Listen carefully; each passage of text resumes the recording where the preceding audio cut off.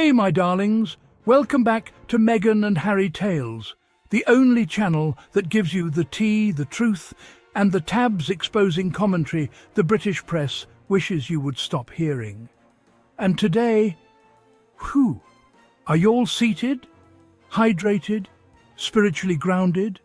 Because the British media and parts of the British public just had the meltdown of the decade over something so microscopic, so trivial, so hilariously unserious that I had to come here and break it down. The BBC, wait for it, called the Princess of Wales, Kate Middleton. Yes, that's it. Not a coup, not an abdication, not a scandal, not even a hat malfunction, just her maiden name. And somehow that triggered DEFCON 1. Let's unpack this circus. The moment the BBC uttered the forbidden syllables, Kate Middleton, Britain acted like someone slapped the crown off the Queen's ghost. Phones rang, switchboards lit up. People who haven't paid a bill on time since 2003 managed to express their outrage with lightning speed. Suddenly, everyone became a constitutional scholar. How dare they disrespect the future Queen? How dare they refer to her as Kate Middleton when she is the Princess of Wales? Meanwhile, these same people, giggle like hyenas while Meghan Markle is called Meghan Markle, Meghan the witch, Meghan the bully, Meghan the narcissist, Meghan the destroyer of the monarchy. And that's all before breakfast. But the second Kate's maiden name is spoken, the sky falls.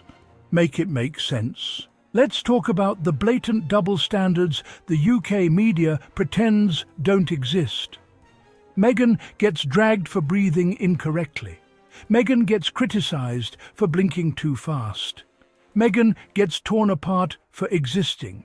And yet Kate, Princess Catherine, Her Royal Highness, Duchess of this, Lady of that, Mother of the Realm, Supreme Keeper of the Pap Smear Diaries, gets treated like a fragile porcelain doll who might crack if someone utters the M-word, Middleton.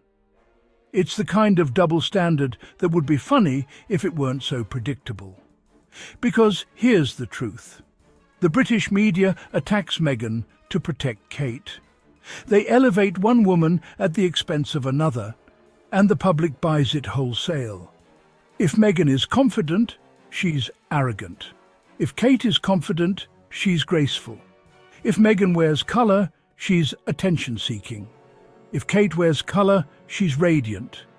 If Meghan uses her maiden name, harassing the monarchy. If someone else says Kate's maiden name, unacceptable! How dare you? Satire writes itself. Let me tell you why the meltdown really happened. It's not about protocol. It's not about respect. It's not about royal titles. It's about fragility. Kate's public image is treated like a national security asset. Perfect, untouched, unquestionable. A living museum piece of royal femininity. And the name Kate Middleton reminds everyone of something the palace prefers to erase. She wasn't born into this. She married into it. Just like Meghan. Except Meghan was never allowed to shed the outsider label. She could become Saint Meghan of Montecito tomorrow, and the tabloids would still find a way to call her a divorcee American actress infiltrating ancient British traditions. But Kate? The second she married in, the media practically held a ceremony to burn the name Middleton at the stake. The BBC using it again? Blasphemy? Sacrilege? Heresy? In nature, creatures use distraction to survive. The media does the same. The Kate Middleton uproar feels like a decoy, diverting attention from bigger issues facing the monarchy. Debates over names are easier to digest than questions about finances or relevance. Minor royal controversies often serve to distract from systemic problems. The media and monarchy benefit headlines, generate clicks, and scrutiny is redirected.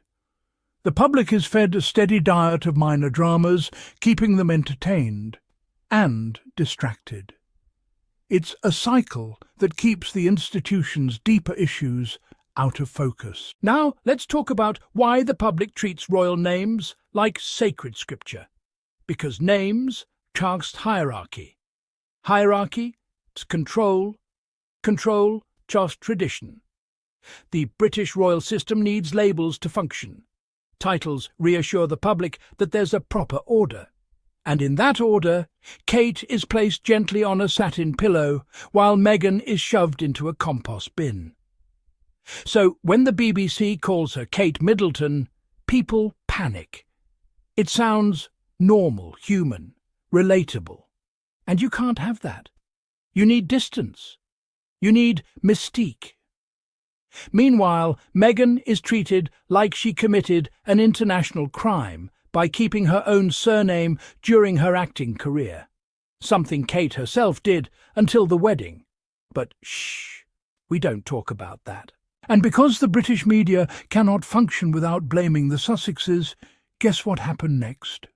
People online somehow twisted this BBC slip into being Harry and Meghan's fault.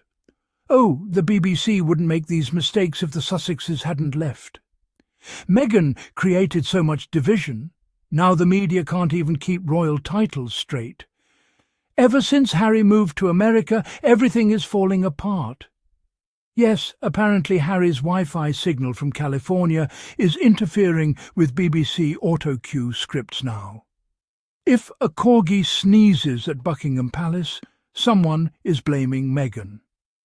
But this ridiculousness is actually useful.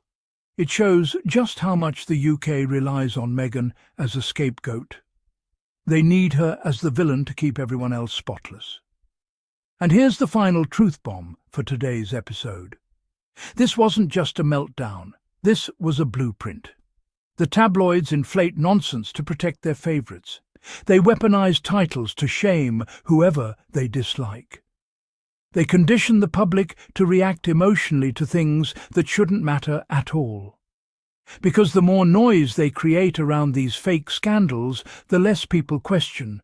Royal finances, royal lawsuits, royal medical stories, royal cover-ups, royal PR games, and royal hypocrisy. It's all smoke and mirrors. And Meghan, as always, is used as the punching bag. But here's what they don't want you to realise. Every meltdown exposes the system. Every overreaction reveals the bias. Every double standard highlights the truth. And that truth? Meghan doesn't have to do anything for the British media to show you who they are. My darlings, thank you for tuning in to Meghan and Harry Tales. If this episode made you laugh, think, or roll your eyes so hard you saw your ancestors, hit that like button, subscribe, and share this with someone who still believes the British press is just reporting. Because, as we just witnessed, they will burn the world down before they let anyone call Kate by the name she used for 29 years. See you in the next one. And remember, in a world obsessed with royal titles, nothing is more rebellious than telling the truth.